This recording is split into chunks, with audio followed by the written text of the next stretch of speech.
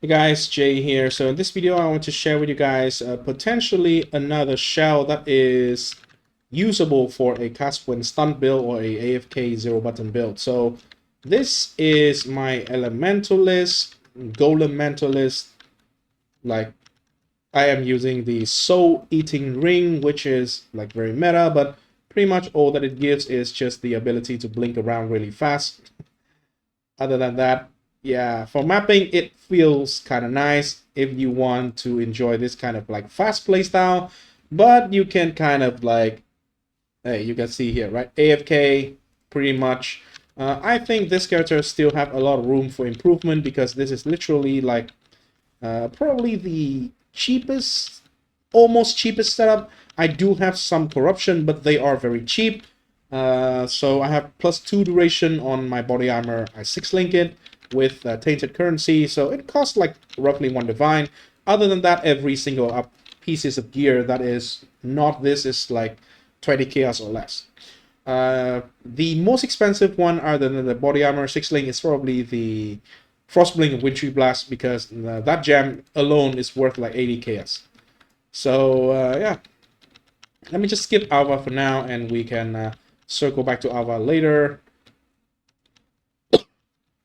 Because that's when Stun and Alva does not really work together. I was farming Alva, but when I farm for like content like Incursion, like Alva, I will remove the cast when Stun here, so I can like actively cast the Penance Brand of Dissipation. But if you want to do like AFK Ultimatum or things like that, you can totally use cast when Stun. And yeah, it will just clean up everything like automatically for you. Okay, I stopped the talk, so I run out of the souls, and therefore my character is a little bit slow here. Okay, here is a mercenary. War Priest, please be good. Come on, please be good. Please be good. He has 1, 2, 3, 5 link. Huh. But he only had Purity of Lightning. I kind of want the one with... I probably would just take the currency, take the lunch money here. Let's just take the lunch money here. See if we can face tank this guy, right? The mercenary, even though they are nerfed, they still deals a pretty respectable amount of damage. And so, yeah, let's just kill other stuff as well. So if you really want to, this is possible. You can just AFK. And yeah. Okay. For some reason, I ran out of soul there, so the damage is also lower than expected, because the reason why I use the Penance Brand of Dissipation or like any other brand in the first place is because we have a lot of cast speed from Coiling Whisper. So the brands are the only thing in the game that kind of like scale with cast speed, even though you don't cast it, even though you trigger it. Because the cast speed also apply to skill activation frequency, which is basically damage. So that is why I use brand, right? For clearing, I think the one of the very big help is actually the mercenary with Gravebind, and then also it is having the explosion items. So you can see the tankiness is there, right? It definitely is quite tanky. We can like stand in the middle of a expedition there, just face tank everything that comes to us, and yeah, everything just explode. So this can potentially again be one additional setup for like cast when stun, and yeah, I will see how far it can go like with a little bit more budget.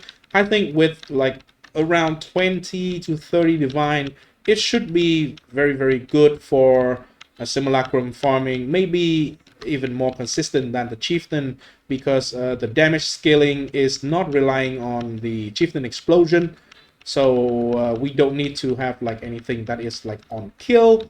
We can now actually spawn enemies very consistently with the worm ring, but that worm basically have 1 health. So 500% of 1 health for the chieftain explosion is also like just 500 damage. So that is not going to be enough to get the chieftain to be in a more consistent place.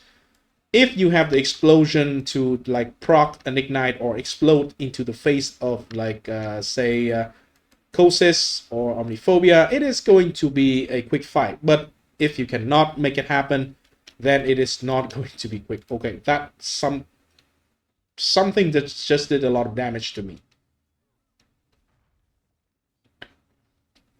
By the way, sometimes if the golem dies, they can still die, even though they are in a setup that they are pretty tanky. They can still die, and when they die, I do lose some tankiness. The golem is not every golem, but just the stone golem is giving me a bunch of tankiness. It giving me a bunch of ES. It gives me a bunch of regen. It's not like it is like everything, but it's still like a decent chunk of like tankiness. So yeah, we got through this fight. If you want to do it this way, it is going to be slower. That is why normally I want to do this, right? Normally I just do this. Because I can blink around and clear maps with the Frostblink and Wintry Blast, so I normally play around like this. Anyway, this is the whole character mechanically. So we are converting, in terms of tankiness, we are converting 40% of physical damage from the enemy to fire. Because of the Comb's Binding, this is 65%, so a lot of the physical damage we are taking is taken as fire. And then we have a decent chunk of armor with Flask Up. We have like here 10k, but we can have way more with better gear basically. Right now, even with that amount of armor, it is mostly for Aegis Aurora, so we can gain with 10k armor, right? 2% of 10k is the 200. So 200 ES when we block, which is a very decent amount of recovery. We also have regen, which is from the Golem and Zealoth Oath. This is not really important. The strongest layer of recovery is going to be Leech. So we have Leech Mastery here, Leech as ES, Leech is instant. We also right now having Ghost Reaver, but I don't think this is necessary. I have Ghost Reaver because I have a corruption for Leech here, Leech here. I don't think this is necessary at all. We probably are capping on the Leech rate already, just with this 3 points and 1 mastery. So probably I will remove this. I will remove the corruption here for like +1 power charge here, and maybe +1 maximum resistance on the amulet if I can. Other than that, I do have recoup as well. So Graven's Secret convert my power charge into absorption charge, because a lot of the damage that we are taking, physical or elemental, physical is going to be converted 65% into elemental anyway. So the recoup is always there. It is just a large chunk of extra ES regen, and it is always here because of Will Clash. It will always gain me a power charge, and because of the belt, it is going to gain absorption charge instead. So to benefit from the power charge, we of course use Ralakesh Impatient power charge version. So this allows me to have benefit from all the power charges and all the absorption charges 100% of the time. There is no inconsistency here whatsoever. The inconsistency is actually only from the Golem, but even if I remove the Golem, right, the build is fine, because I only get a little bit of ES from the Golem here, the Stone Golem.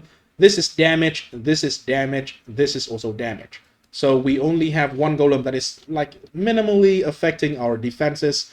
And yeah, overall tankiness, I am pretty happy with how the character turned out. Let's just get back to Hideout, and I can show you the idea that make me want to like stop playing this character and try to level up a new character to play. It is Starcaller. So this axe looks badass.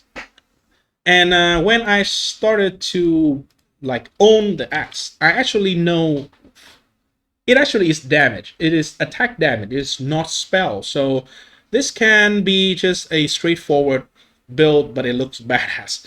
I think I am going to try and play around with Rage, Vortex, and Berserking. That is why I bought the Admiral's Arrogance here. I think it is going to be cool just running around or just leaf slamming around at full speed, because we can also use the soul technique here. So we can just run around with full speed, triggering like Starco everywhere and just destroy everything. So that is the rough idea of what I really want to build. So this character is going to stay here. It's not going to go anywhere. All the gear is going to be intact here. And I will revisit it very soon after I'm done playing with the Starcaller character. This one, very, very promising build. Probably is one additional option for a cast when stun AFK build. And yeah, we can have a bunch of explosion from Gravebind, Imposa, Obliteration. By the way, we can also cheat by using Doriani's prototype. If we use Doriani prototype in here, we are going to deal 10 times more damage. That is proven again and again and again by Jungroan and many other people already. So I don't want to tamper into that area yet because, hey, it's just cheating at this point. It's too powerful. It is too free. It is too powerful. So if we need more damage, there is the way. If you want to play a build like this one, this whole character cost me like 3 divine to put together. Most of the items, except for one ring here, this is a rare ring to help me cap my resistances. And I am having overcap resistances, by the way.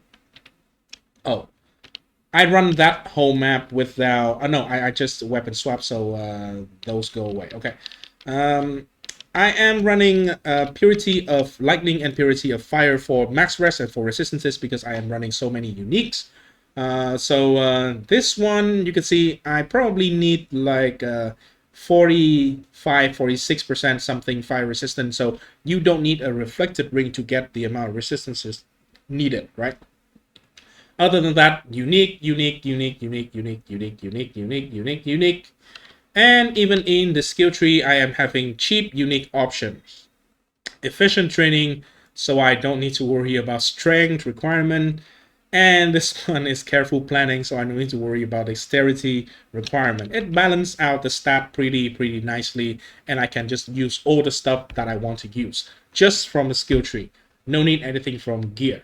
And last jewel is Immutable Force, of course, for the stun recovery. The one perk of being a CI character is we don't need to use Blood Notch, and we don't need to use the Valerium Ring as well, because the stun threshold is based on our life, which is 1 or whatever the amount before we actually go CI. So it is a very small amount anyway, and we will always get stunned. Right, so cast when stunned CI, even though we have like an innate 50% chance to not being stunned for having ES, it's still good enough because we are abusing the skills that doesn't care that much about the trigger rate, which you just need like 2 brands and we have maximum damage, and it is easily triggerable 2 brands, right? So yeah, that is everything I want to share in this video. Thanks for watching. I'll see you in the next video. Probably next video is going to be an update on the Starcaller project. And yeah, I do have a little bit of currency. So I think it is enough to put this character together. At least the first iteration of it. Everything that I've looked at seems very cheap. So peace. I'll see you in the next video. Remember, play the game. Do not let the game play you.